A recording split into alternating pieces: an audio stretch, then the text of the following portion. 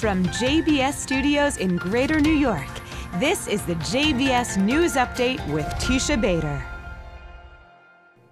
I'm Teisha Bader with the JBS News Update for Thursday, December the 6th, 2018. Senior IDF officials met today with their counterparts in UNIFIL to show them the terror attack tunnel dug by Lebanese terror group Hezbollah, which the IDF exposed and neutralized earlier this week in the start of Operation Northern Shield. As we reported to you, the tunnel reached into Israeli territory. IDF Commanding Officer Major General Yoel Strick with UNIFIL Commander General Stefano Del Col toured the tunnel site in northern Israel. And the IDF also revealed a second such tunnel today, this one dug underneath homes in the Shiite village of Ramyeh, and infiltrating Israel as well in the northern Galilee. Strick requested that the UN peacekeeping force ensure the neutralization of that tunnel on the Lebanese side. He also filed a formal complaint on Hezbollah's violation of UN Resolution 1701, which allows only the Lebanese military to be present in southern Lebanon.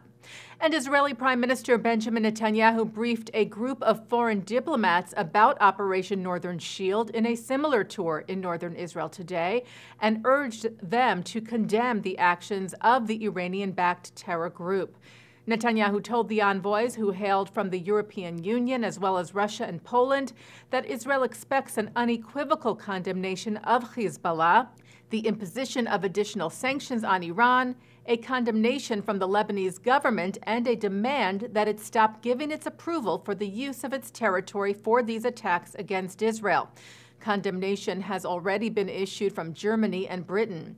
Yesterday, Netanyahu spoke over the phone with UN Secretary General Antonio Guterres, urging the same condemnation from the UN, as well as increased sanctions against Hezbollah.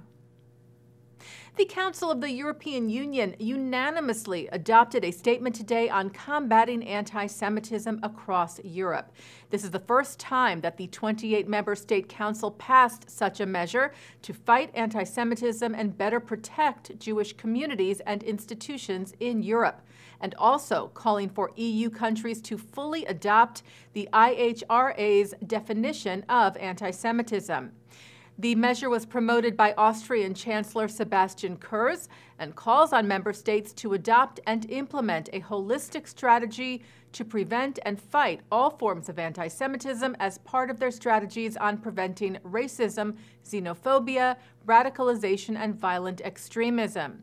Director of the American Jewish Committee's Transatlantic Institute, Daniel Schwamenthal, said the EU has taken a historic step towards fighting all forms of hatred targeting Jews.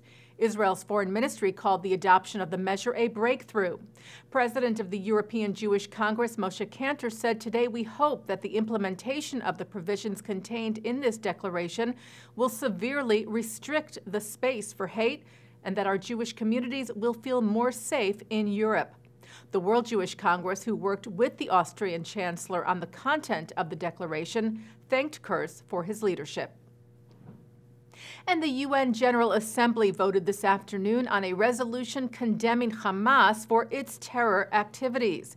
The resolution was drafted by the United States and condemns the terror group for rocket attacks on Israel and other terror activities. Well, despite the fact that the resolution received 87 votes in favor and 57 against, with 33 abstentions, it failed to be adopted because of a last-minute move by the Palestinians to demand that the resolution pass by a 2/3 majority, which it did not receive. Israel's ambassador to the UN, Danny Danon, took the floor after the vote, thanking those countries who stood up against terrorism and told those who did not that they should be ashamed of themselves. Before the vote today, Danon told the Times of Israel that regardless of the outcome, the mere fact that the entire world now deals with Hamas, with all ambassadors sending this resolution to their capitals, is already a great accomplishment for us. He said it's a win-win. If we win, it will be a historic achievement. And if we don't win, at least we succeeded in putting Hamas's activities on the global agenda. And an anti-Israel resolution was voted down last night at the undergraduate student government of The Ohio State University. The resolution called for the school to divest from companies which, quote, benefit from the Israeli occupation of Palestine, unquote. Also calling for an academic boycott of Israel and of Israeli products. The resolution failed, with 33 voting against it, 7 in favor.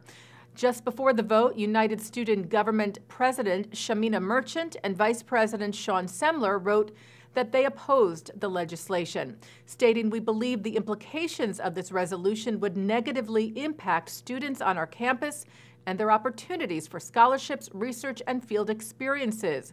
It stands against the core principle of academic freedom, and we are concerned about the exclusionary language used to address our educators on campus."